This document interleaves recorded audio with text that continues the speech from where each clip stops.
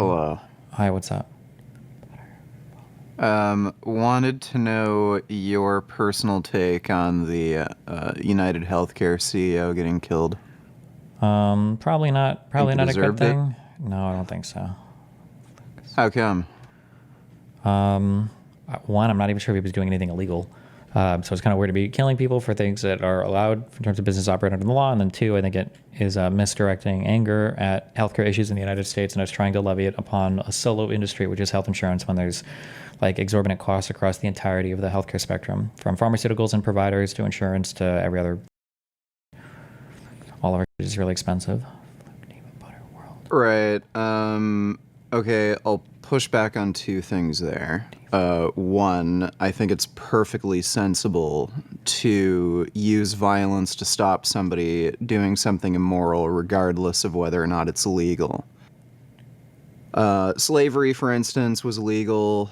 There were, you know, slaves and anti-slavery activists who would kill slave owners. Don't Yeah, think sure, most but there's people have probably an going to be issue with like that. levels of removal from that, I would imagine, right? So, for instance, Well, like yeah, let's say we I buy mean, not products from everything is slaves. as immoral as slavery. Sure. I'm just using that as I'm just saying I think that's a poor argument, in and Um, of itself. well, yeah, it's not the only argument that I'm relying on, but I think that if something is literally a legal behavior, we're going to start to need more justifications for why, like, this is condemnable with vigilante like assassination. I think. Like, I think if it was like No, immoral and clearly like illegal, I look at think that you eating have. meat, for instance. Like, I think it's totally fine for somebody to use vigilante justice to stop people from killing and torturing animals. Now, I don't think that's a effective means of activism, but I don't know how you could justify, torturing and murdering billions of animals, even though it's perfectly legal and it's one of the most common, Yeah, yeah, human that's but behaviors. I think that's a lot more easy to link to like a directly immoral thing, right? Rather than the CEO of a health insurance company that is making decisions about accepting or denying claims is a. I think that's we're many many levels removed at that point. I think. I don't think so. Look, the guy's the CEO of the company. Ultimately, really, the buck stops with him. He's the one who represents the company. I'm sure he had a huge part to play in why they end up denying so many claims, and apparently it has to do with this bullshit AI software.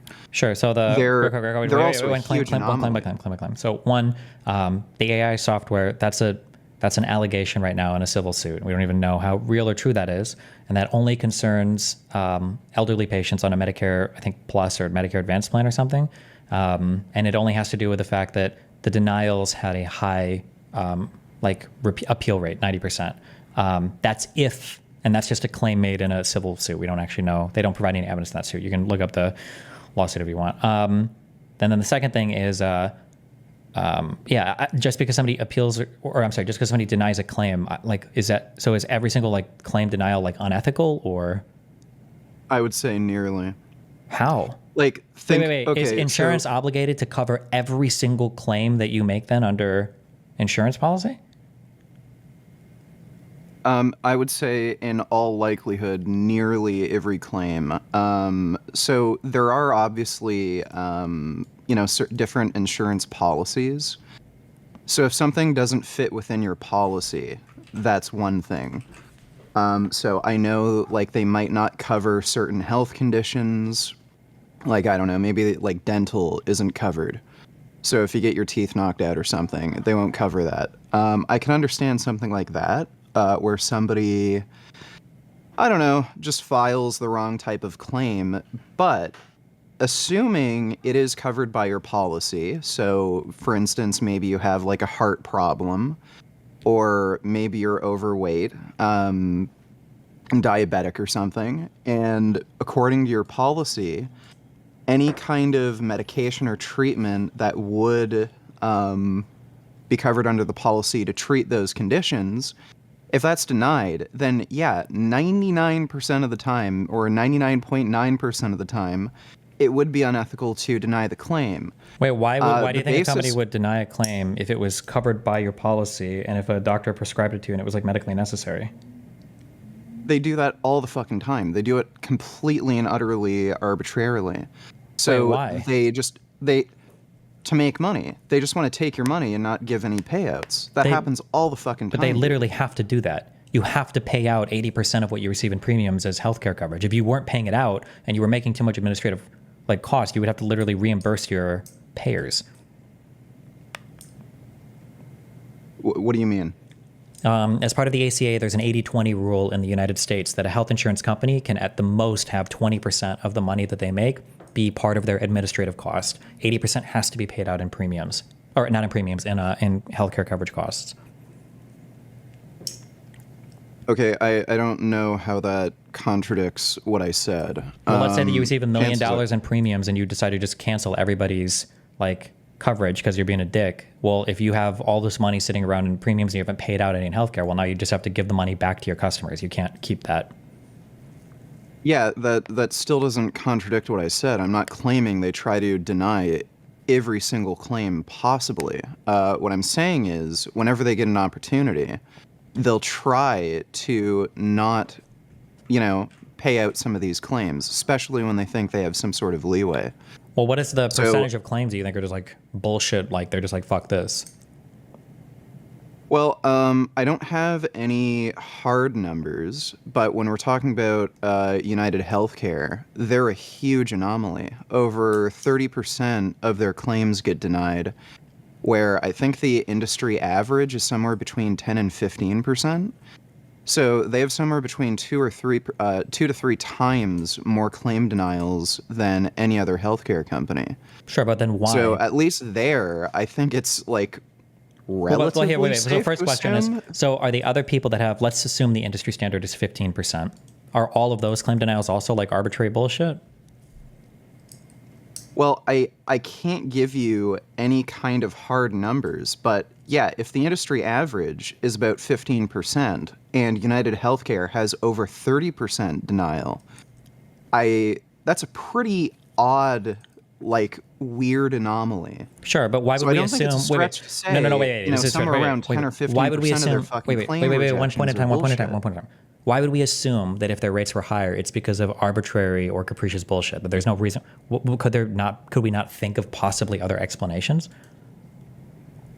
Well, it's possible, but I mean, when the industry average is around 15% and they have over twice the claim denial, that's very suspicious. Sure, but then the I next don't step know would be why to I ask would a question. logically assume. Yeah, I'm not telling you to assume anything. You're logically assuming that it's evil. I'm saying, why not think of maybe why that might be? Why not like do like the first part of investigation on it and figure out like, well, why is that?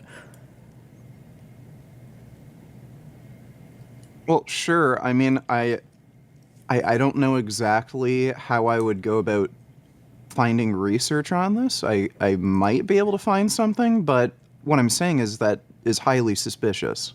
Yes, but Also, suspicious by the is way- not suspicious is your starting point. That's not your Okay, conclusion. well, listen, by the way, I am friends with doctors who work in the United States, and they tell me these bullshit claim denials happen all the fucking time. And Who is a doctor sometimes- representing? Sorry? Who is a doctor representing? Well, the patient, really. No, the doctor's representing themselves. Doctors should have an antagonistic relationship against insurance companies. They're trying to get money out of them, of course. So why would I take a Okay. doctor's opinion? That'd be like asking a health insurance company, do you think that Sorry, doctors like sorry, file too many bullshit claims? Of do course they're going to health say yes, right? do health insurance managers have more medical expertise than medical doctors? It depends on what the question is about specifically. Okay, so Like if a the healthcare question manager is that's about managing like whether a or not broad patient policy about like should whether be on a certain. if a health You're interrupting me. Well, hold on, let me do one point at a time. If a healthcare manager, if you have a question about like which drug has a better outcome for like patients or whatever, I might expect a person that manages a policy to have more firsthand information about that than a doctor. Because one, it might be outside of their area of specialties, and two, the doctor probably sees way fewer patients than like an insurance company would see patients coming through. I would imagine they're going to know the numbers on that a lot more. Now, for a specific patient, an insurance company have more knowledge on what medications to take than a doctor or a pharmacist? Because it's the insurance company's job, and they literally get paid based on their information and ability to know this. Like, that's where they make their money, is knowing what's appropriate. Do they go through medical school or become a pharmacist? Like, is that actually what they do? Like, do they hire actual medical doctors and pharmacists? You wouldn't hire a medical doctor. Somebody that works in the clinical side of things isn't going to be valuable there. It's going to be a researcher that would be valuable. Doctors wouldn't be expected to know all the research like a researcher would who's working for a health insurance company, right? Like, if you were to go to a doctor and start quizzing him on like all the latest like drug study, the doctor probably wouldn't know. It's not in his job. He doesn't have to know. He shouldn't know. That's not what his goal is. So why in the fuck do doctors have the right to prescribe medication, but these fucking insurance company providers don't? Because the doctor can look at an individual patient, assess the totality of their conditions, and for one person prescribe what they feel. So do you think we should change the healthcare system and have insurers actually prescribe medication since they'd know better? No, I don't think an insurer would know better for an individual patient. Because an insurer is going to look at me and say, well, there you go. Then why are they fucking denying claims when you're admitting the fucking doctor would know better? I don't know. Neither of us know that answer because you haven't even looked into it. You're just assuming they deny to be evil. Well, no, we know the answer. They try to they try to deny claims so that they don't lose money. But that doesn't make any sense because if they deny, like on the UHC people, I think that 18% of their costs. Oh my God. They can't keep all the money. They would have to pay it back. They'd have to give it back to their customers. Okay, dude, this isn't like you're using the absolute most ridiculous extreme. I'm not saying they deny absolutely every single claim. To be clear, you're the one saying they arbitrarily deny some claims just to make money. That's an extreme statement. You're saying that they just deny some things to make some money. No, it's not, and they obviously fucking do that. That is no fucking secret. It's no secret because everybody on Reddit says it? Well, I mean, like, just... Buddy, why you literally admitted a doctor would know better when it comes to prescribing medication, and you just admitted that insurance company providers deny some of these medical claims when it comes to like medications. I don't know why they deny the claim. Why do you think they deny the claim? Do you think they deny it because they're saying they know better than the doctor, or are they denying because of other reasons, like pre-authorization reasons? Well, here's an example. Okay, so here's an example. Ozempic, right? Or Wegovy. Ozempic is technically the drug they prescribe for diabetes. Wegovy is the one that they prescribe for obesity. So, they will deny covering medication costs for Ozempic or Wegovy on the basis of this drug isn't FDA approved for treating obesity, therefore we're going to deny coverage. Why the fuck do you think they would do that when there is just an innumerable amount of randomized trial proving these are the most effective drugs for fucking obesity? Why would they deny the coverage when all of these fucking doctors want to prescribe this to their patients so that they can, reduce the risk of heart disease?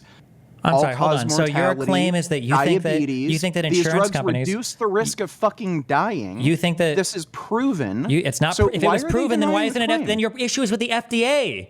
You think that insurance companies? No, it's not. Hold on, let me just. You think that insurance companies? You think that no, not the provider, with the insurance company. Totally arbitrarily, so they don't have to. Okay, it's not arbitrary. You just said it's off-label. That's not arbitrary. You think insurance companies should be mandated? It's not off. You think that insurance companies should be mandated? What do you mean off-label? What the fuck do you mean off-label? As in, if it's not FDA approved to treat a thing, that's an off-label prescription. Okay, so are you against the vaccine rollout for COVID? No. Okay, well, that wasn't FDA approved. It literally was. It was an emergency use authorization. It was EUA. Also, that has nothing to do with off-label. Okay. Double standard then. If it's an emergency. That's not off-label. What do you mean by off-label? If you have a medication... Just because something isn't FDA approved, that doesn't mean it's off-label. That's literally what off-label means. When you prescribe a medication to treat something, that's not what the medication is approved for. That's an off-label prescription. Okay, Destiny, the fucking reality is Ozempic or Wegovy, whatever you want to fucking call it. You understand what kind of medication I'm talking about. There are meta-analyses of randomized trials proving when these drugs are used to treat obesity, patients have a lower risk of fucking dying. Sure. Then you get So the FDA even though approval they're on only it. Then you get FDA approval on it. Even though, Then you wait, get FDA approval on it. wait, please don't interrupt me. It is proven that Ozempic reduces a patient's risk of fucking dying if they're using these medications to treat obesity. You're telling me an insurance company should be able to deny that kind of use that is permitted and recommended by a doctor simply because it isn't FDA approved? So you're telling me they should have a right to deny covering a patient's medication that would save their life simply because of the arbitrary decision not to approve coverage of medications that don't have FDA approval? That's not arbitrary. I don't know if Okay. insurance companies should be forced to approve off-label prescriptions. They might sometimes. I don't know if they do or they don't, but I don't think that it's a good argument to say they should be forced. Well, guess what? This is why the fucking United Healthcare CEO got shot. Nobody fucking cares about the stupid bullshit. Everybody can see fucking through it. Hold on. In Canada, do they let you have Ozempic? Hold on. In Canada, do they prescribe Ozempic for weight loss in Canada? Is that a thing they do? Sorry? In Canada, do they prescribe Ozempic for weight loss? Yeah, they do.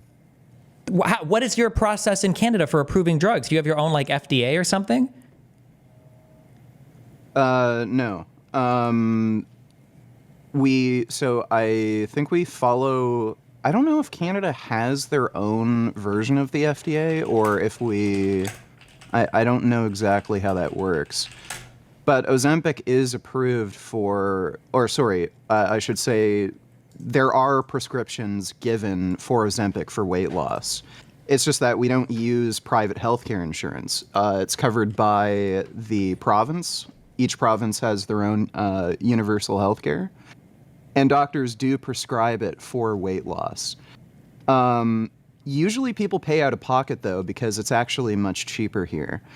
So in the United States, it's roughly $1,000 to $1,200 per month to take Ozempic. In Canada, it's only about $150 to about $225. So usually people can just afford it out of pocket. And again, it's also much easier if you have private insurance that covers medication costs. Then, where wait, they'll just cover everything it that you're because it's saying, not all that of that is making it expensive to sound like begin then with. it's not approved for weight loss. What do you? If you have sorry? to pay extra to get it, then it sounds like it's not. Well, what are you? Medications aren't typically covered by the universal healthcare here. It's just it's just like seeing the actual doctor, getting the prescription, getting different treatments. So like X-rays. Well, if your break drugs aren't even leg, covered, then then it doesn't matter. It sounds like your doctor could prescribe basically anything. You just go to the pharmacy and buy it. No. I'm saying most medications aren't. Very expensive medications for like cancer that might cost like $1,000 a pill. That's covered. Most medications aren't covered though. So like if you have to get antibiotics, but again, it's such a small personal cost.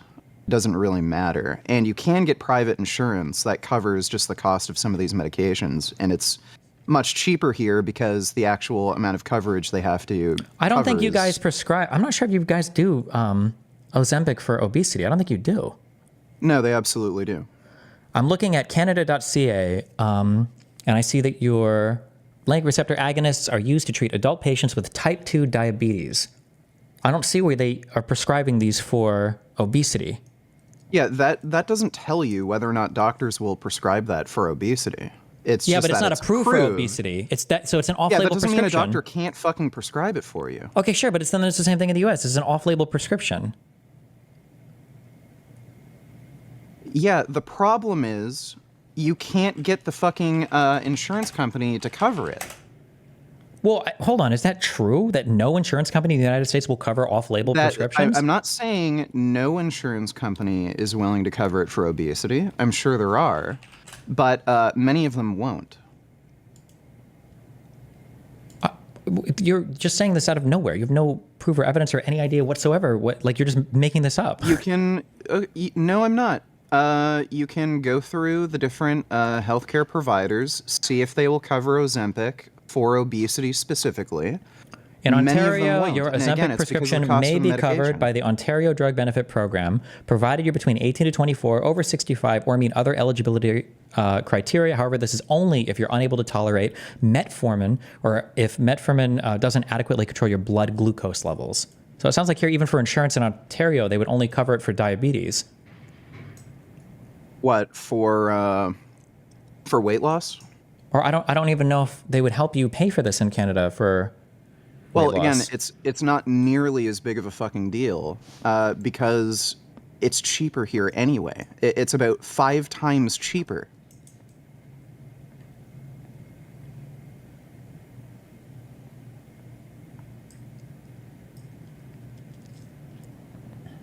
Okay.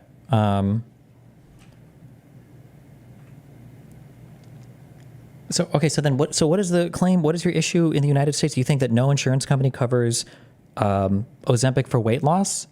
That's not what I said. I literally just clarified this.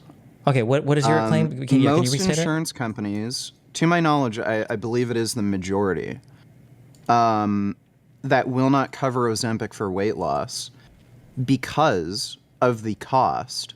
And they lie saying it's not because of the cost. It's because we won't cover medications that don't have FDA approval, or cover the cost of a medication for a particular use that does not have FDA approval. Why would that be a lie? Which I Why believe couldn't that is just be like actually the? also. Why couldn't that just be the answer? Well, that's bullshit. There's a lot of medications that don't technically have FDA approval for a certain treatment, but they do have actual proven efficacy, and insurance companies have no trouble paying that. Wait, so I they was pay for actually- some, but they don't pay for others? Why? Yeah. What do you mean why? Like people have done the calculations. If Link some. if every obese person or morbidly obese person were to get a Ozempic prescription, it would literally bankrupt some of these healthcare providers. Okay, Just so because of the it's on insane the- amount of cost and them having to be on it indefinitely. If it would bankrupt Like them, that's why there's this big push. well, hold by on. the If it way, would bankrupt to make them, these if it medications would bankrupt them, then it sounds like that's a good reason for them not to do off-label prescriptions for them because they would go bankrupt. No. Well, yeah, but they're lying about why they won't cover it. Where does it? If it's, I don't understand why they wouldn't just cover it and raise premiums. Well, that's Like you're very you're just good like you're question. narrativizing. You're like there's no evidence for any of the claims. I can't even falsify your claims because they're not even falsifiable. You're just like saying random stuff. Like you think that if everybody prescribed these, they would go bankrupt, and that's why they don't do it. Like, what is there any evidence for any of this Well, ever? I don't like, know if raising premiums would really make any sense because, like, practically everybody in the United States is either overweight or obese. Maybe you could, like, come up with some clinical diagnostic criteria for who would, qualify for Ozempic or any of these GLP-1 agonists for obesity. But if the majority of these healthcare providers would have to give a huge percentage of their patients, like, let's say like 30%, and cover Ozempic or any of these GLP-1 agonists, they'd probably end up losing money, even if they could raise premiums. Like, you can't get blood from a stone. So, yeah, they could raise premiums all they want, but if people can't pay it, you can't get blood from a stone. But what I'm demonstrating here is that, yeah, they will not cover certain medications and they'll come up with arbitrary reasons that are just based on cost cutting, and they'll lie about that. I just used Ozempic as that one example, and yeah, I would agree, if it would make them go bankrupt, that is a very practical reason for why they'd try to deny coverage. sure. Just to be But clear, you haven't point demonstrated anything. being- You're just like telling a story with absolutely no evidence whatsoever. Like, I'm sure there are insurance Okay. companies that cover the. I don't even think Ozempic is what you would prescribe for weight loss. It's the other ones. But I'm sure there are insurance companies that cover some of these drugs. Well, yeah, well, the other ones are more expensive, by the way. So tirzepatide is one of the new ones. I think it's actually significantly more expensive than Ozempic or Wegovy. Okay. But if a drug is more expensive, I mean, that would be a reason potentially not to cover it, no? Like if you're not paying for like the most expensive insurance, right? Like you, Well, like companies in the if United, like people don't there's, have infinite yeah, money, so no? listen, well, wait, so listen, when there's, say, a generic version of the medication, so let's say there's a very expensive, we could use tirzepatide. So let's say there's tirzepatide, which is the brand name. If in a few years it ends up becoming generic and the generic version is half the cost, then yeah, obviously an insurance company would prefer you to take the generic version because it's literally the same medication for half the cost. That's totally reasonable. What I'm saying isn't reasonable is when healthcare providers will try denying treatments that are recommended by a doctor that are clearly necessary or highly, highly beneficial for a patient. I think necessary can be a funny word. So let's just say they're highly, highly beneficial. Chances are it would make the patient live longer, have a better quality of life. If they're denying on the basis of, well, we're going to lose money, fuck the benefit to the patient, I would say that's immoral. Okay, so you think that in an ideal system, health insurance companies would be obligated to always authorize or always allow every single person who's insured to have access to the latest, like cutting edge drugs for weight loss at all points for every type of condition at all points in time. That you think that's a realistic financial model for anybody? That's not what I'm saying. So, by the way, these GLP-1 agonists have been on the market for about 10 years. I think tirzepatide's a bit newer. That might be 2, 3 years old now. But again, there's clear benefits to So it. you're restating things that I'm asking you. Do you think it's reasonable that any company or healthcare system could afford to pay for every single person in the United States if these drugs are so expensive? That's not what I'm claiming. Okay, it sounded like your claim was you think that if you can prescribe a drug like this off-label, and if it can help somebody lose weight, that every health insurance company should have an obligation to always pay for that medication indefinitely. Look, if there is some sort of conflict of interest here where, let's say, like, I don't know, let's say Wait, I'm not talking let's about say conflict the of interest. health, I'm saying there wouldn't be enough money to pay for it all. well, okay, well, let's say there's a clear benefit to a certain class of drugs. We could use GLP-1 agonists, for example. And insurance companies have done the math and they've said if we actually give, proper payouts for covering these drugs like we're supposed to. No, they're not supposed to. That's not true, but go ahead. Okay, well, let's say if we. That's also a contentious topic, but okay, let's just assume that. Let's assume that it would be the right thing to do, but they don't necessarily have to cover it under their policy. And if they've done the math, okay, if we cover these drugs, we're going to go bankrupt. At least be fucking honest about it and say we can't cover it because we're going to go bankrupt. Then maybe there would be, some sort of pressure politically to actually lower the cost of these medications. How are you going to, first of all, rather wait, than doing firstly, that, there's a ton of pressure to lower costs of medications already, number one. Number two, I mean, what would you even... I don't believe this argument. Nobody is saying that we're mad because health insurance companies are saying that we won't prescribe something that's off-label because it's off-label instead of just saying it's too expensive. I don't believe this. Nobody actually believes this. Nobody that complains about health insurance is complaining about this. Number one.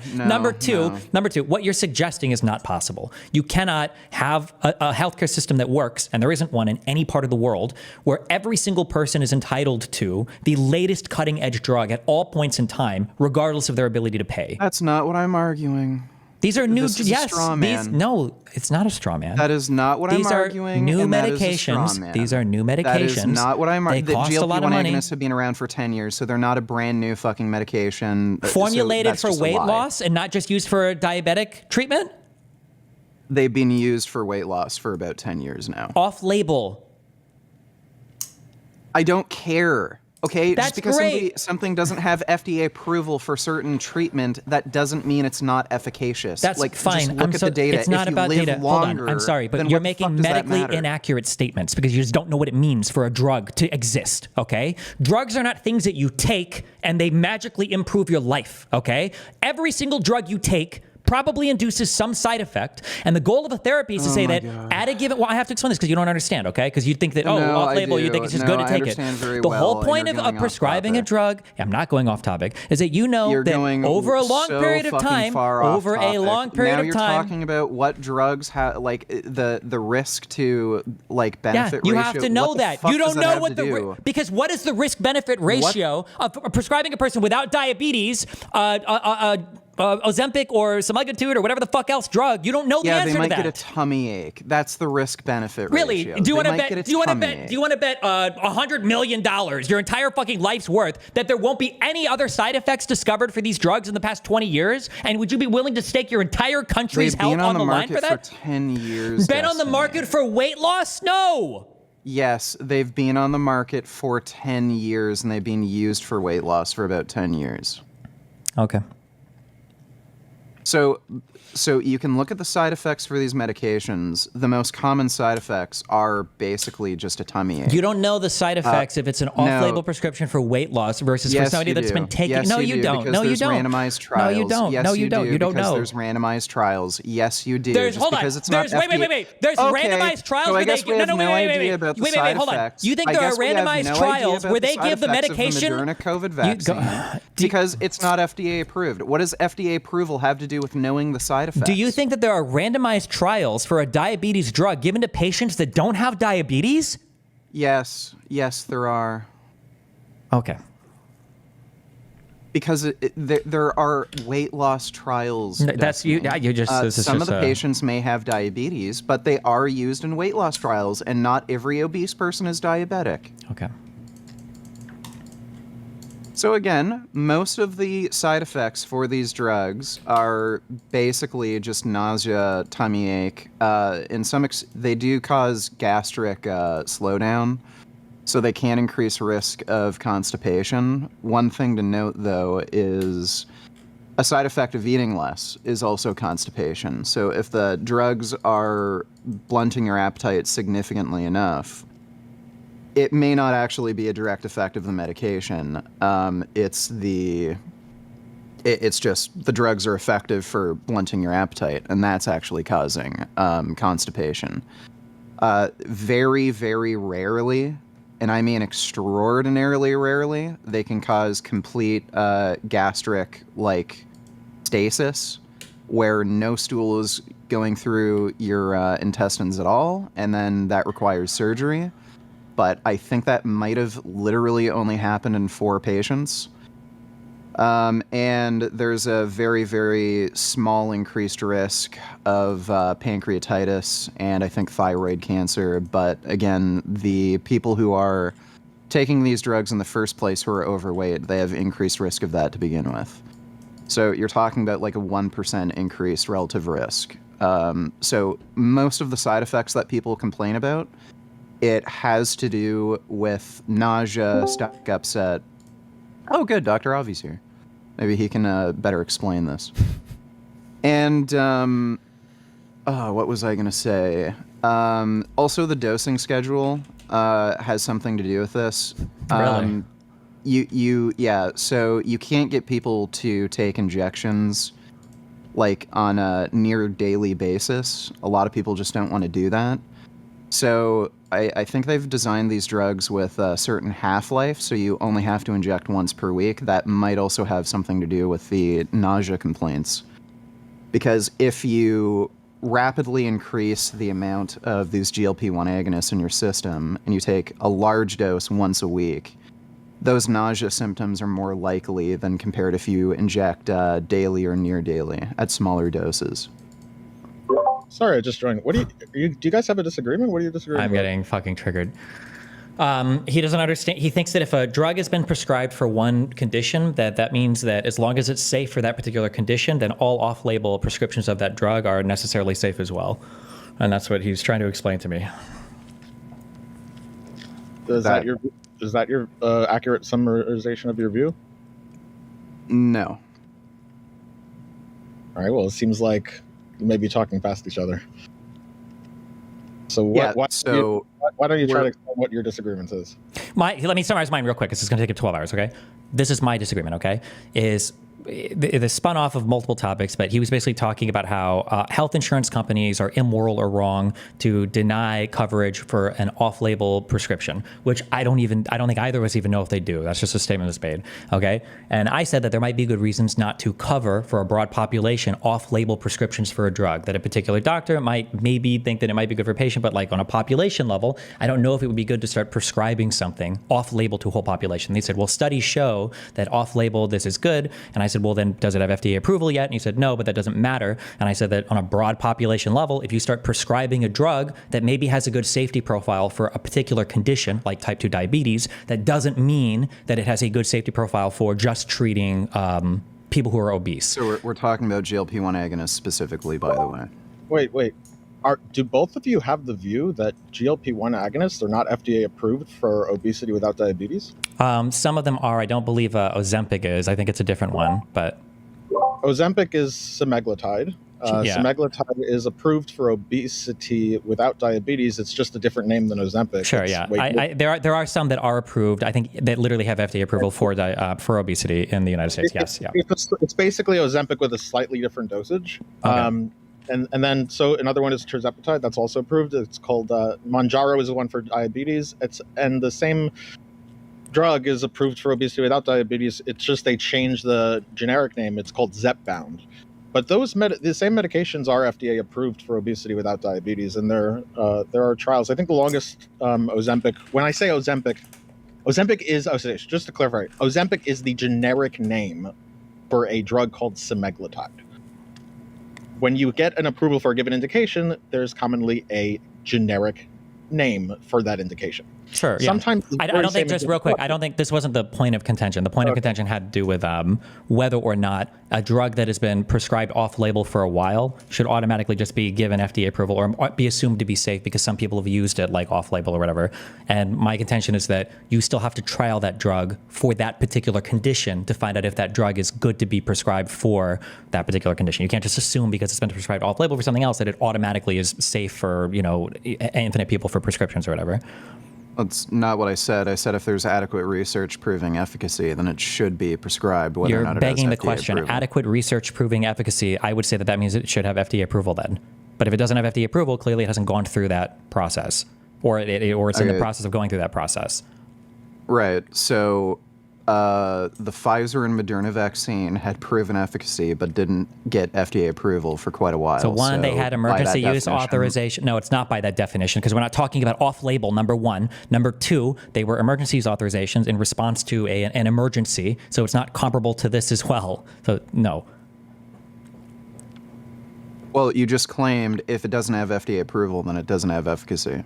I didn't claim if it didn't have FDA approval, it didn't have efficacy. I said that FDA approval means something, and just because something has been safe off-label for people doesn't mean that it should automatically be considered safe and can be prescribed as an FDA-approved drug. There might be other issues that are lurking or hiding that when prescribed en masse to people that don't have diabetes that could pop up when you do your trialing for it.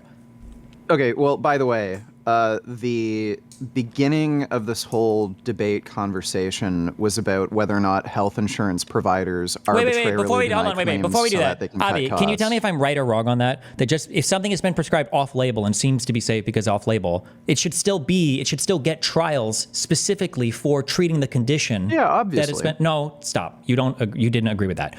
Avi, can you just tell me if that's true for my own brain? No, you said, Vegan, you said that there was an adequate amount of research, so therefore everybody should be getting prescribed this. That's what you said, right?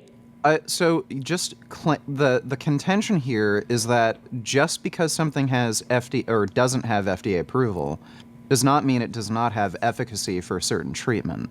That doesn't That's even make. all I Hold said. on. Wait, my position would be that if something isn't FDA approved, that it can't be efficacious for treatment. You realize every single drug in existence was at one point in time not FDA approved. That doesn't even make any sense. Your claim was that if it's been off-label prescribed for a long time, it's basically safe that everybody should be off-label prescribing it. That was your claim, or is that not your claim? No. Okay, well, in that case, then we have no disagreement, and this was all... Okay, what? Adequate research. What does that if mean? there's adequate research proving that it has efficacy for Proving? a certain type of treatment, You're using so many regardless of whether or loaded not it's words. FDA approved, You're using so and many doctors loaded should be words. able to prescribe it for such treatment. Okay. Well, I'm glad you guys agree. No. Okay, what else? Are we good? Are we done? Is that everything? Well, no. The fundamental issue with this debate was whether or not health insurance providers arbitrarily deny claims to cut costs.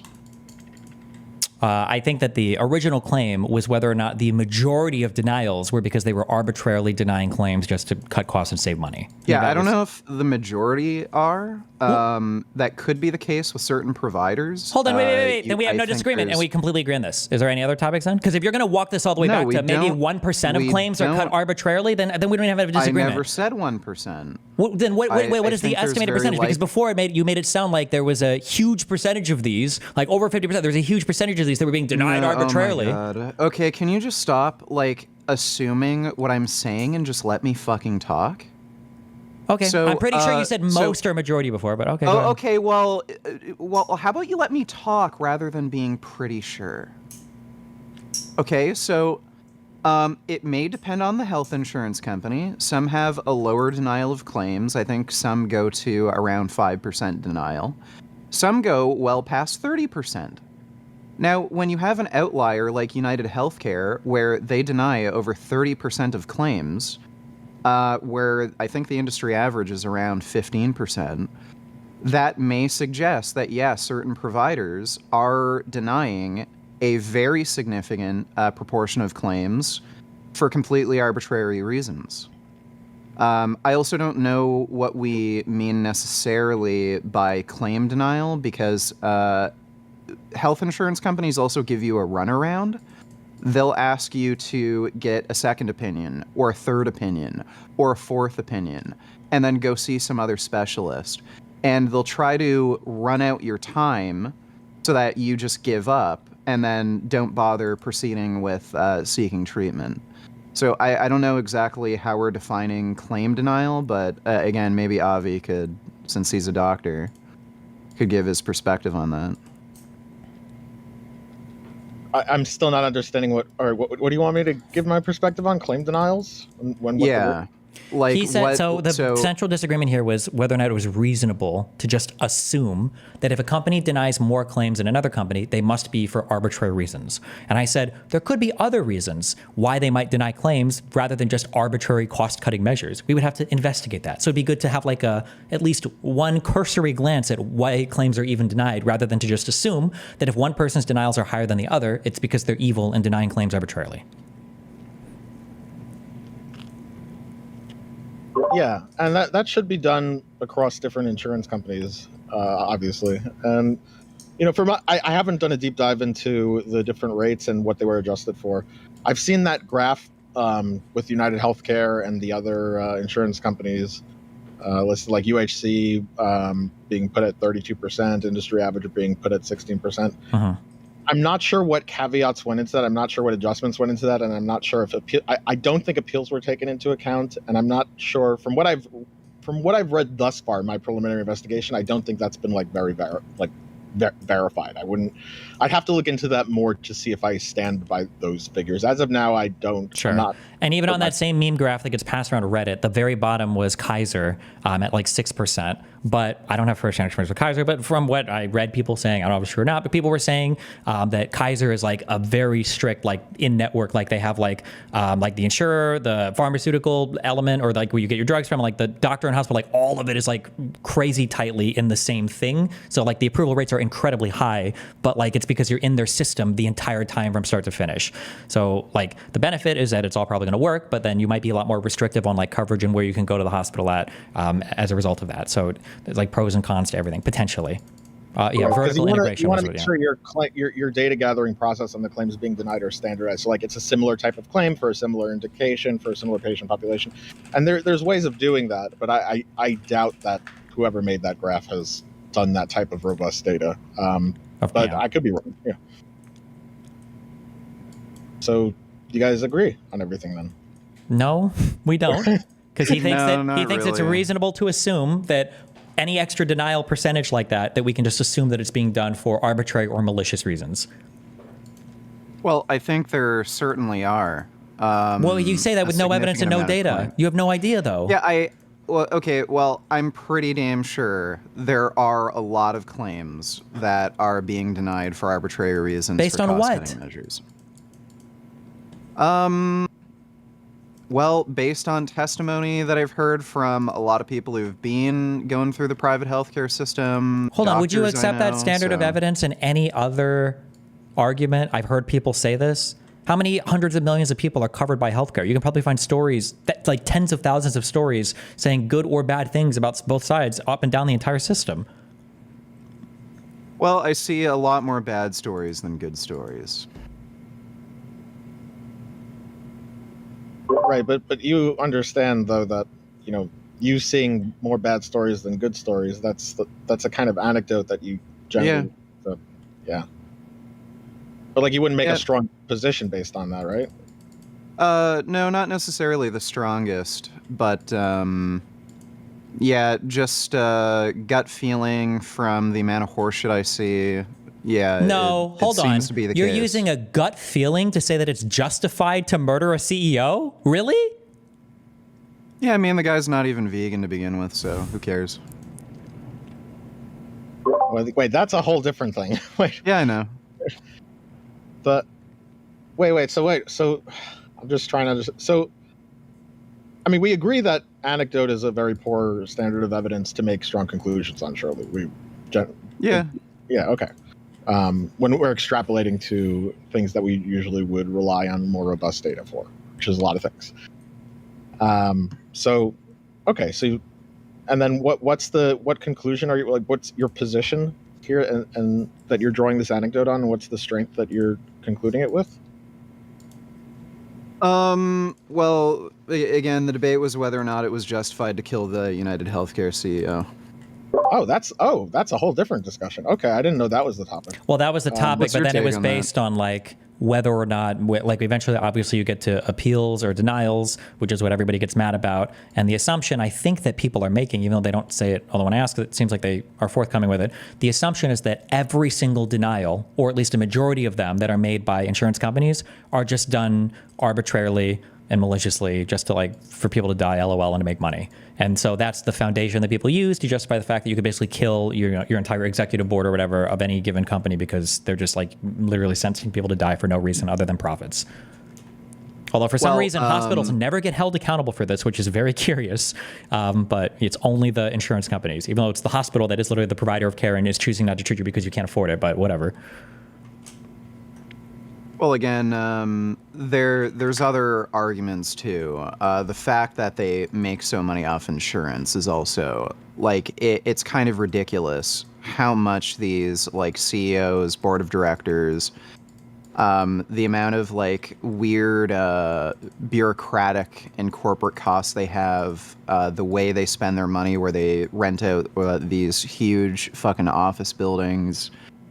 The advertisements they pay for, like the amount of money that they're making and wasting on ridiculous shit and passing those costs on to the consumers.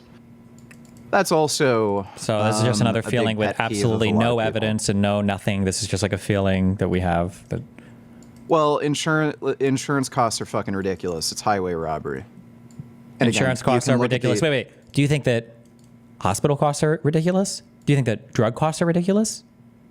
Yeah, they end up being ridiculous because of the private healthcare system. Okay, so then where should costs be cut from? Well, again, if it was a single-payer system, that would massively reduce cost. Yeah, but it would also probably mean that hospitals make less money, doctors make less money, administrators make less money, right? That you wouldn't have access to the latest drugs all the time. That Well, look at every country that has adopted a socialized healthcare system. I don't see too many doctors complaining about, not being able to afford their rent. you literally, that's so, like one of yeah, the dumbest possible things that you could say. You don't think that, I'm sorry, Abby can do this. I don't know. Never mind. You tell me. I might be out of touch.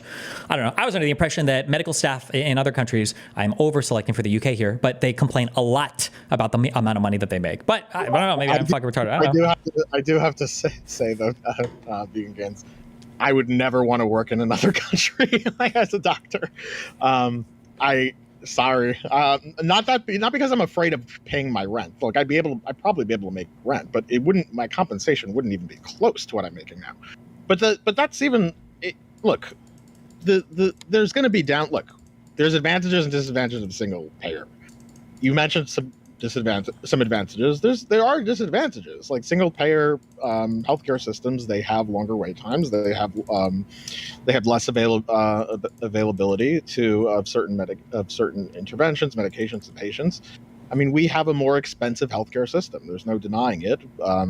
We do have certain advantages because of that, and we have certain disadvantages. We also subsidize R&D because we don't have the type of drug negotiation for pricing that other countries do. If we went single payer, there would be also a lot less R&D incentivization for risk taking among insurers. I mean, among pharmaceutical companies, because like the whole bunch of the return on the investment of pharmaceutical companies is United States. It's like, oh well, once we get approval, we get to sell to the United States, and they're not going to negotiate prices like these other countries. So that's where we recap our profits. Then what will happen is either R&D is going to go down, and you just won't have that type of innovation, or the other countries are just going to have to pay more their share. So I mean, look, I'm not sticking out a position on what policy is best until all of that's done. I haven't done a deep dive on every single advantage or disadvantage, but there clearly are disadvantages of single payer. Yeah, I agree, and I think it'd be better to have like a public option or something. Wait times, by the way. Sorry, I didn't. What? I think I would disagree with the wait time argument. I think the main disadvantage is just compensation for doctors and maybe some other staff. You don't think there's a wait time difference? So it depends on how you're calculating wait time. So with a private system, you may not be able to have coverage for hospitals that are outside your network. So that influences wait time, obviously. There's also an effect on like whether or not patients will actually bother seeking out care. So when you account for people who are both insured and uninsured, especially when people are uninsured, they will wait as long as possible to actually go see a doctor because they're worried about healthcare costs. So it kind of depends on how you... Wait. So just so we're clear, are you saying that if we were to say compare Canada to the United States for seeing a specialist, are you saying that are you saying you have evidence that adjusting for all of these things, the wait times are comparable between the United States and Canada? Yeah, I'm pretty sure I can't remember where I saw this, but I think when you factor that in, both insured and uninsured, and patient behavior, wait times end up being comparable. Okay, so I'd love to see that because the Canada. Yeah, I might. I'll try to look for that. And that what that would mean is that because Canada's like what 27.7 weeks or something to see a specialist. US is, I think, less than I will say that you're wrong on that. 27.7 weeks. That was the data for 2023. This year it's 30 weeks. So big okay, sure. Okay, I just got on. So there you go. Okay, so yeah, but so what you're saying is that basically what's happening in Canada is that what's basically the Canadians are just saying, oh, I need to see a specialist. Let me just wait on that, and that's why the wait time is higher. Like, I'm not. Or then no, what are you saying? So in Canada, if you have to see a specialist, it's based on like a priority thing. So depending on the condition. So if it's cancer, you'll be pushed to the like top of the list. If it's something more minor, that can wait. So like, I don't know, treatment of like But we're talking about overall. Like, okay. Yeah, I know. What accounts for the overall discrepancy? Sorry? What accounts for the overall discrepancy? Well, what I'm saying is it kind of depends on how you're doing data collection. Because if you're only looking at insured individuals in the United States, and you're seeing, I don't know, whatever the average wait time is. Wait, what percentage of and it's Americans do you think smaller. have health insurance? Yeah, it would be the majority. What do you think? I'm just curious what you think that number is. I don't know. Okay, it's like I didn't look it up. 92%. 92%. Yeah, okay. So when you only look at insured individuals, and I don't know if you're looking at every insurance company, on top of that, like if you have a situation too where you can only get insurance from healthcare providers or hospitals within your network, and you wait, like say you're out of state and there's no hospitals around your area that are in your network, and then you wait until you get back to your state, like that would also technically be a wait time. So it kind of depends on how you're actually calculating this. I'm pretty sure when they calculate wait times in countries, they calculate the time from like when you make like if you go to a general practitioner, when they do specialists, it's after you need an appointment, like how far in the future that appointment is scheduled. I'm pretty sure that's how they do. Right. It's not like, oh, well, Yeah, sure. yeah. So I'd like to see this data. Like what, so just so to be clear, what type of data are you saying you have? Are you saying, I just want to be clear, like, do you have data that basically suggests that all like things considered equal, there's a comparable wait time difference? Yeah, there might be. Wait, no, I'll have to look. no, not that there might be. Like, are you stating? Do you have that position? Are you saying yes? I've seen data that adjusting for the relevant factor. No, I don't have that hard position. I'd have to look into it, and it would also depend on the type of illness you're talking about as well. But it's okay to kill healthcare CEOs. Yeah, maybe. Kind of depends. I don't know exactly why they're denying claims and shit like that. Okay, I feel like that's a good thing to know. Yeah, well, at the end of the day, it wouldn't matter anyway because the guy's not vegan. Do you actually the know guy that? was Wait, do you vegan, know that then he's not that would vegan? change things. I'd do more research. What, do you know that he's not vegan? I mean, look at the guy. How do you know? How do you know? How do you look at him and know that he's not vegan? Well, he was wearing leather shoes when he got shot. Oh, how do you know it wasn't faux leather? It was authentic leather?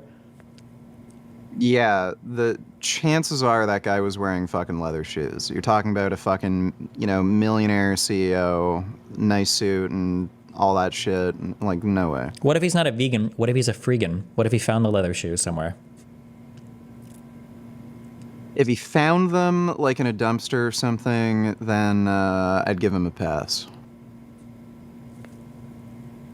I don't think this is motivating you to come on here and say it's okay to kill him. I mean, you may have that position, but I get the suspicion that, I mean, you don't just go around saying like, hey, this person, he deserved to die because, he wasn't vegan. I mean, you may have that view, but I suspect like something's getting to you that's more than that, over and above him not being vegan, that you're... Yeah, well, I'll definitely say I have a massive bias against insurance companies just in general. I think they're all fucking scammers. Is there like a personal backstory to this? You don't have to give any details if you don't want to. I'm just curious. Well, he's Canadian. What do you mean? I've never had to deal with healthcare, like private healthcare, and I've been pretty happy with the socialized care in Ontario. But it's just like vehicle insurance. I think they have fucked me over with costs, like absolute bullshit, especially when I first got my license.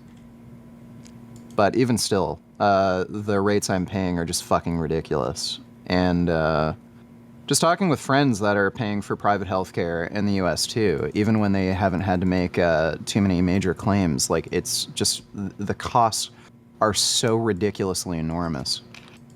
Compared to the taxes that you pay in Canada for healthcare? We pay less in taxes than you would pay for just privately through insurance.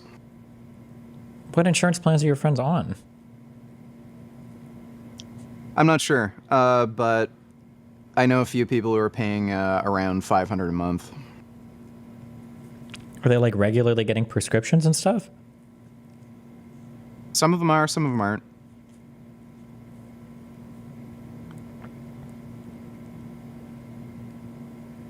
So my understanding is it's like the personal interaction you've had with insurance companies that's generating a lot of this, and that's like the additional motivation for this these feelings toward this insurance company CEO.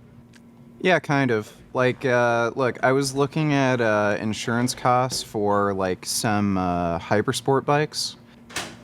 Like, even if you wanted to, so they'll just arbitrarily charge you more if you want to cover a Yamaha. Doesn't even matter if it's like a super sport or hypersport or anything. We're not even talking about an R1. They will automatically charge you more just because it's a fucking Yamaha. Like, it's fucking retarded. I was paying $10,000 to insure 2 motorcycles when I first got my fucking license. Like, that is fucking retarded. Suck my dick, dude. Oh, wait, were you paying insurance for like full coverage, comprehensive, like wheel to wheel? It was full comprehensive without theft. Okay, so, and are these new bikes? Yeah. Well, then there of course were you're going to be zeros. paying. Yeah, what do you mean? Of course you're going to be paying a lot of insurance. You're literally insuring. You said 2 brand new vehicles on a vehicle that I'm guessing Well, has they like weren't that decently. expensive. They were like 10,000 each. Okay. Like I'm literally paying half the cost of the bike for just 1 year. That was ridiculous. Why do you Like, think the now insurance that I rates are have my higher full on license, bikes? Why do you think the like, insurance rates are lower, but they're still too high? Why do you think the insurance rates are what they are? Well, again, they try to charge as much as they fucking can to make as much profit as possible. Wait, but then why do you think? haven't Why even not go had- to a different insurance company that charges less? I haven't been able to find any that are actually charging less. Well, if they all charge that much, maybe it's because that's how much it costs on average to insure. Yeah, or maybe they know what every other insurance company is charging, and they're all kind of working together to charge as much as fucking possible to fuck everybody over and get as much money as possible. That's basically what's happening with the fucking housing market.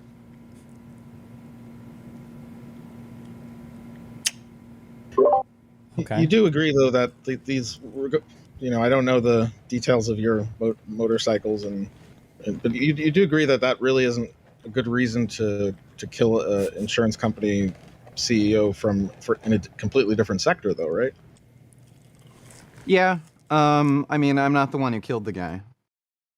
Well, but you are the one who's saying it was the right thing to do, and Yeah. right. So, do you agree that your experience with the motor vehicle insurance company isn't really a reason to? Well, it's all insurance. Well, no. I mean, there's different insurance. Okay, look, you having a bad experience with, like, let's say you had a waiter serve you bad food, and you said, okay, well, I want to kill this waiter. It's a good thing the waiter died. Does that mean like it's all waiters? Like it's all like, well, everyone in this, and beyond that, it's even in different types of services. Like even if it's not food being served, it's like just service industry in general. It's like, well, it's all service industry. I had a bad experience with this server, so just kill the servers. I see that as a bit disanalogous. How is it disanalogous? It's a different sector. I mean, it's a different. It's insurance in a different field. Like why is it that if you had a bad experience in a motor vehicle insurance company, even if you were right and they were wrong, why is that a reason to go to a different sector with no other information and say, okay, well, that's a reason to kill people there? Well, again, I would imagine they operate on a very similar kind of basis. Like they are both insurance companies. I understand they're both insurance companies. When you say they operate on a very similar basis, you're essentially saying that the reason the bad thing that this one is doing is probably also being done in another one. But have you looked into whether that is the case? Have you looked into whether they operate similarly? Have you looked into any of the differences between insurance companies in different sectors? Okay, well, here's the thing. I will admit, over the course of this discussion, I have reconsidered my position, and I do think more research has to be done as to whether or not it was justified to kill the guy on the basis of him being the CEO of United Healthcare alone. I still think it's probably a good thing he died, though, because he wasn't vegan. Yeah, and Okay, other things. All right. Other things to look into, like just like the CEO of insurance company isn't necessarily the person making the rejections, or necessarily even like the person setting the policy to do rejections. There might be people under that CEO doing it. Well, if he's the CEO, the buck stops with him fundamentally. Well, I mean, that's a different discussion. So, also, insurance companies, I have to look at the margin. I'm not sure what margins United Healthcare was operating on. Just a more general point. Healthcare overall, it's not just U.S. doctors. Like one thing that you said was that, well, the main disadvantage is the salary of U.S. doctors. What do you think is the percentage of the earnings of doctors of the U.S. healthcare spending in the United States? What do you think that would be? I'd imagine it's pretty low. When you're talking about just financial, like just salary or financial compensation of workers themselves. Well, if that's, well, wait a minute. But then how is the only disadvantage of single payer lower salaries? Because you're saying all this money could be saved. It's got to come from somewhere other than the salaries if it's so low. They're too high, Avi. Yeah, The reason why it's I'm backing health reduction of, insurance drug and companies, I back them treatment because we're costs. coming after your wages, Avi. All you doctors, okay? You've been eating too much, all right? You've been getting too fat. Profiting off of sick Americans, and that's why I support all the health insurance companies. They're coming after your wages, motherfucker, okay? Is it going to be okay to kill me like Luigi did? Are you going to send Mario? Not at kill me? you, but you are going to see significant reductions in your wages right after they put an exit tax up on all physicians too. So you can't leave the country either. Okay, we're going to plan for that. So yeah, What is the total? I would guess the total compensation is probably what, like 5 to 6% or something. What is it? yeah, I think it's like somewhere around there. It's like 8% or something. Basically, if all U.S. doctors worked for free, the cost of healthcare in the United States would be largely unchanged. It's healthcare in general just costs more in just about every facet of it. I think this is the thing that I get the most irritated about in this conversation is that, also to be clear, now that it fucking matters, I think I am a proponent of at least a single payer, or not single payer, public option, if not doing a single payer thing, because I think that you can save probably on administrative costs, because obviously if it's a unified federal system, you've already got like Social Security and other people that collect data and information, and they can already administer Medicare, et cetera, et cetera, et cetera. However, Americans, the biggest problem that Americans have is they're fucking spoiled. And Americans think that they can have the exact same quality or better of healthcare right now at an insanely reduced cost with 100% access. And to an American citizen, it is kryptonite to tell them, hey, listen, if you want this to work, it's going to be a little bit worse, and you're going to have to accept that. Yeah, that's it. Like every American thinks that they can have single payer that gets them the latest access to all the latest drugs and the latest treatments at whatever appointment time slot that they want ever, and it's very fucking annoying. And like you said, I think the issue with American healthcare is that all of it is expensive. The hospitals are expensive, the equipment is expensive, the pharmaceuticals are expensive, our doctors are expensive. Well, like every single part of what we do costs a lot of money. All of it does. Well, wait. I think there's two huge issues when it comes to convincing Americans to adopt a social healthcare system like Canada or France or you name it. One issue is people are massively gaslit on like how bad socialized healthcare is. Like they're fed like, oh, you won't even be able to see a specialist in like years or something. Yeah, I agree. People do overhype that up, but people are also gaslit on how bad American healthcare is. Most people, nobody wants to hear this, but you can go look at all the polling. Most people in the United States are actually happy with their health insurance, and they're happy with their healthcare coverage. Most people are. Over 50% are. Most people get insurance through their work, and most people are happy with the insurance they get through their work. That's just a fact. But every single person on the internet thinks that like 98% of Americans fucking hate their health coverage. That's just not true. That's a Reddit opinion and a Twitter opinion. There's no data to back that up. When you do this sort of polling data, they also don't know any better. Like I mean, that's the only experience that a lot of these people have is insurance through their work or something. And when you look at like how bad it can get, So like people are literally saying, no, no, don't call an ambulance because it'll cost them like $5,000. When in Canada, if you have to call an ambulance, they'll literally send you a bill for like $20 or $50. I had to call an ambulance a couple of years ago when I tore my adductor longus. I couldn't walk, couldn't even get to the car. Ambulance workers had to scoop me up off the floor and put me on a one of those stretcher wheel things to get me to the hospital. I only had to pay $50 for that, but then like Americans are paying $5,000 for like a fucking ambulance. So $5,000 would be an extremely expensive ambulance ride. I think the average is under $1,000. It's still expensive. It is more expensive, sure.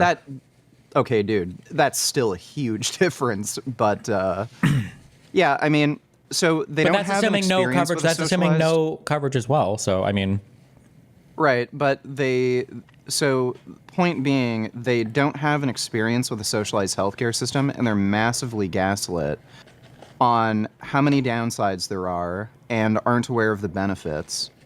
And on top of that, there's like this kind of dad logic thing where, why should I pay for somebody else's healthcare?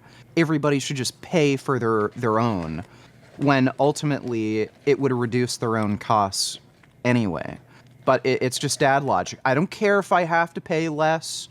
If I'm paying for somebody else's healthcare through my taxes, that's bullshit. I should only have to pay for myself. I don't even care if it's more expensive personally, but everybody should pay for their own. Like, it's dad logic bullshit. And there's also this issue where everybody thinks they're like a temporarily embarrassed billionaire, where, oh, but what if I get rich? Then I'd have to pay more in taxes to cover other people. Like, I think that's fundamentally the issue of convincing Americans to get socialized healthcare. They're just gaslit on the downsides when I think there's mostly upsides, at least for most individuals, and just dad logic. I mean, we can say that, but America funds most of the chat. What's up, Willie Mac? America funds most of the like R&D when it comes to pharmaceuticals. Like America is like a world leader still in creating new drugs, and a lot of that, like Abby said, unfortunately, I would say, we do need to charge these Euro cucks more for our fucking drugs, okay? A lot of that is based on the fact that you get access to the U.S. market after you develop a new drug. You're guaranteed access, you have a patent for some period of time, and you can charge American healthcare providers a fuck ton of money to prescribe these drugs to patients. Isn't a lot of the research for that technically socially funded, though? No, that's bullshit. There is a lot of general research that's done, but like bringing a drug to market is where your average cost is like $1 billion per pharmaceutical product, and that is not publicly funded. There would be ways of reducing that cost, though, because don't they have to go through like stupid animal testing and shit, and they just recently removed that requirement? Very, very small proportion of the cost. Most of the cost to bringing a drug to market is from the randomized controlled trials in humans. Probably your phase 2 and phase 3 bullshit or whatever, I would imagine. Phase 3 is a massive endeavor. Yeah, that's... What if we got like anybody who's being convicted of, I don't know, pedophilia, and just force them to go through these trials? Would that reduce the cost? How do we... No. Well, aren't you worried that the results might not extrapolate to non-pedophiles? No, I think they would probably extrapolate. What if one of the side effects of the drug is that it makes you want to fuck kids? And now that we've tested it on a bunch of pedophiles, we were never able to see that side effect. And now you have a population of kid fuckers because they're taking medication for... But wouldn't it make them like more attracted to kids? Are you going to control for that in your experimentation? Only into 10-year-olds, but now they're into 5-year-olds or something? Well,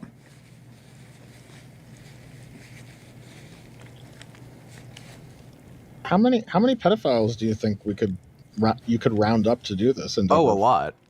Oh, I'm sure there's a fucking lot, dude. They're everywhere. You know, there's like trials that have like 50,000 participants in each arm. Yeah, I can guarantee you can find enough pedophiles to there's do like these trials. There's like thousands of trials concurrently running. Well, we might have to get some pedophiles from like China or something, but I'm sure we could do it. So we're gonna go into China, and then go and door to door and extract pedophiles from China and bring them to the United States. Why don't we just go to Israel? I thought that's where all the pedophiles retreat to. Dude, Yeah. yeah. All So right. Well, look, you've made me reconsider my position on the topic, so I appreciate that. That's one of the reasons why I do these debates. So yeah, my current position on the United Healthcare CEO is, I do not know if the killing was justified based on the preponderance of evidence. So I would say it would probably be an immoral action to kill him due to the lack of knowledge. Wow, cool. All right. Can I go to bed? On whether or not his healthcare company was doing something ethically alone, but since he's not vegan, good riddance. Beige. all right. Well, good chat, guys. How do you not have any opinions on this, On what? you Dr. Fucker? Opinion? What opinions on what? I thought I was giving my opinions. On insurance.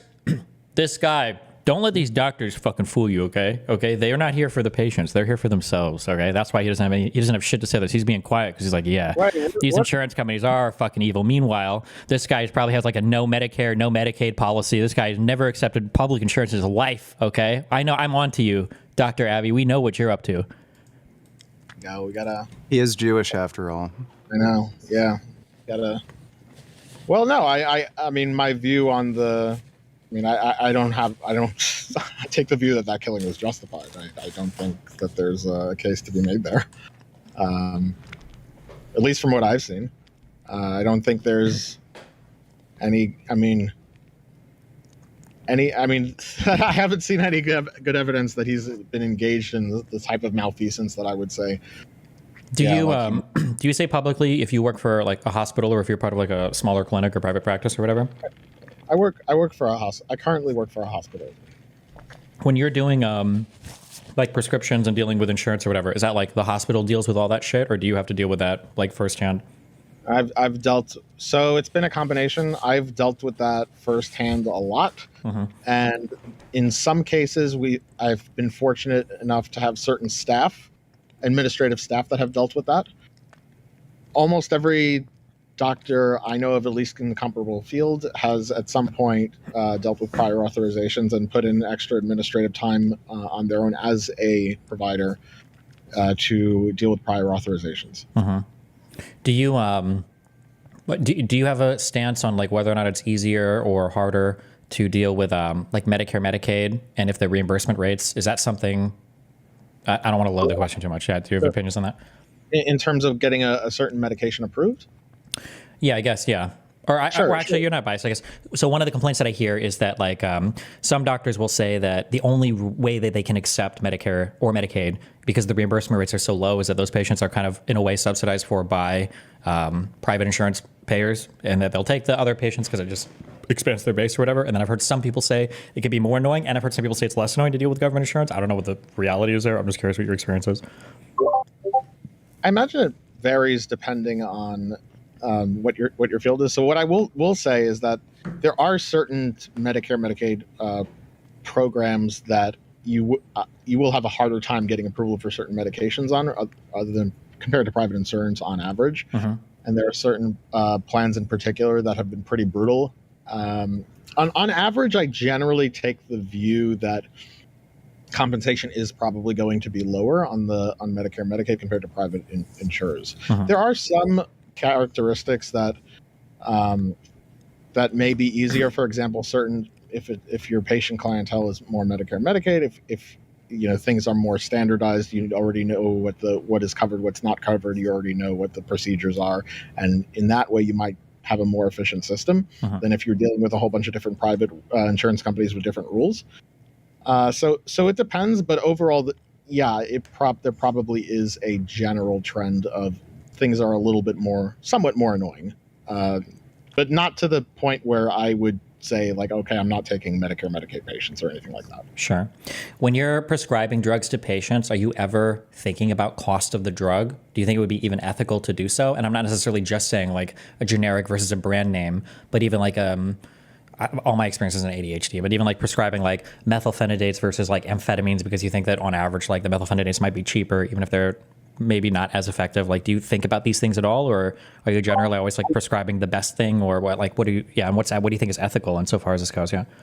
Yeah. So here's what I do and here's what I don't do. So what I don't do is I don't say, okay, well, here's the cost of the medication to society or to the insurance or to the to the taxpayer, and so for that reason I'm not going to prescribe that patient this medication. That's something I don't do. I do think about the cost of the medication insofar as, well, if the patient is going to have to pay a percentage of that medication, or if the patient's not going to get covered and will have to pay for that out of pocket, then cost plays a big factor. I'm like, okay, well, ultimately the patient needs to get treated. Yeah. And if there are two options on the table, one is cheaper and one is more expensive, and I know that the patient is not getting covered, or even if they get covered, they're sub-covered, then of course it's a factor. And a suboptimal treatment that the patient is actually going to be able to take is going to be a superior option than a more optimal treatment that the patient's probably just going to say, okay, if this bill is ridiculous, fuck this. So in that sense, I will think about cost. But if you're asking me if there's situations where I'm like, okay, this is the best treatment for the patient. However, I could give the patient a suboptimal therapy, and it wouldn't cost that patient, it wouldn't save that patient any money, but it would cost the healthcare society less. Sure. Do I do that? The answer is no, I do not. Okay. Do you? So I've been emailed this by physicians and nurses, but I don't know how true it is actually. But nobody's corrected me on it. Do you think that on average, do you think that Americans tend to get prescribed to them, or the doctors tend to prescribe, or that Americans pursue generally more like expensive or like kind of, I'm saying like cutting edge, but I just mean like latest medication treatment as opposed to people in other countries around the world, say like European patients, that like an American patient is more likely to get prescribed to them like a medication that might be 10% more effective, but like 2,000% more expensive. Do you think on a trend that might be true, or do you not know, or do you have any, yeah? I have a suspicion there might be some of that happening. Keep in mind that, so it depends on what type of practice you're looking at. So there's going to be a lot of private practitioners that are basically not in academics, and they're just probably going to prescribe the cheaper options that they're familiar with regardless. But in academic centers, it's true that there's a little bit of a tendency to prescribe the more latest medications and trying to min-max things, even if it's more expensive. However, also keep in mind that those are the same very centers that are self-selected to receive the sickest patients, the patients that have failed the previous medications, that have failed the cheaper options in the first place. And that, look, that is part of the thing we also do pay for to the degree that that's happening. Healthcare is more expensive, but you should see patients when they failed the cheaper options, and we're saying, okay, well, sorry, we're not going to get you this new latest cutting edge medication because we've decided that for society's purposes, that's just not going to be an option. We can negotiate it with the insurance company to pay at these prices, so that's just not approved in our country. Sorry, that it's a very hard sell for patients to take our healthcare system and go in that direction. Especially for that type of patient population. Because look, I mean, yeah, they're expensive like we talked about, for those R&D subsidizations, but these are the patients who are like, hey, listen, I live in a first world country, I live in America. If I fail these medications, I need a medication that'll work. And for those patients, it is a benefit to be able to give them those medications. And there are examples of them where, the other ones don't work that other countries are relying on, and the ones we have that are latest and cutting edge, guess what? They fucking work. The sad thing is that a lot of these European countries are basically just approving those medications before we are in some cases, because we basically foot the bill. We're basically saying, okay, well, it's a ridiculous amount of money that we're paying for, but hey, you guys are paying for it. All we have to do is just approve it. We could just negotiate down to $100 for Ozempic. You're paying $900 or $1,000, and you brunted all of the risk incentive to that R&D, and so you're subsidizing. So we subsidize the European countries' healthcare indirectly to a pretty strong degree. So I don't even know if. So yes, the answer to your question ultimately is yes. There is a tendency for us to do that and to get the more expensive medications compared to European countries. But the thing you have to keep in mind is that the European countries are not doing that as much because those same medications are so much cheaper because we're footing their bill. Thanks, Sure. America. Okay. All right. Just curious. All right. Well, any final thoughts or? No, I think this was just a good discussion. All right. Well, hey, I love you both. Be careful. Stay safe. Okay. All right. Take care, dude. Fuck. Bye. Later. All right. I love you guys. I'll be back tomorrow at 1 o'clock sharp again. Okay. Be careful. I'll see you later. Bye.